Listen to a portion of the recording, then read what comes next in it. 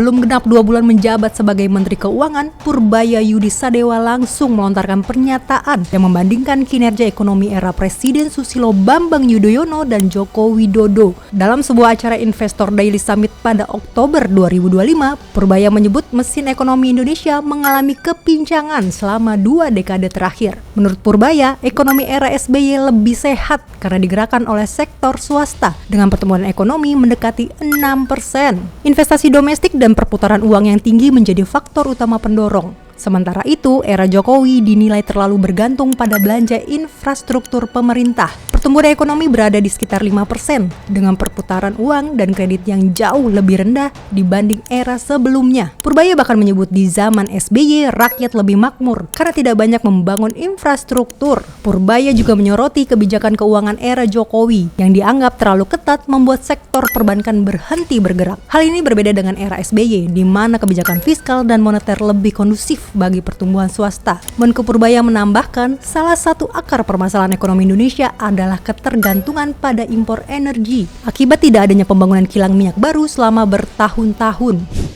Jadi walaupun SBY nggak bangun apa-apa, private sector kerja keras.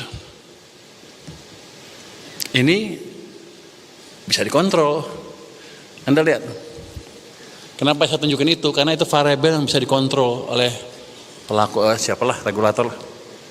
Coba lihat 2015, tiba-tiba yang merah turun ke bawah saat sebelum krisis tuh, sekarang sedikit. 19-20 sebelum krisis sudah negatif. Jadi walaupun Pak Jokowi bangun macam-macam, private sectornya dicekek, nggak bisa tumbuh sebetulnya.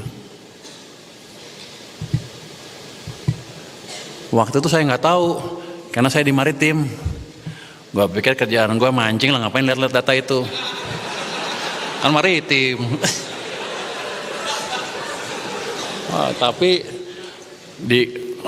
dipaksa sama Pak Luhut. Jadi saya tuh emang anak buah yang nakal. Disuruh saya nggak mau kerjain.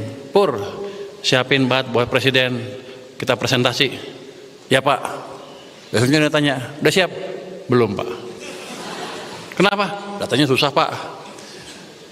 2 minggu lebih datanya, siap? Saya nggak ada Pak. Wah susah Pak, nggak dapat data.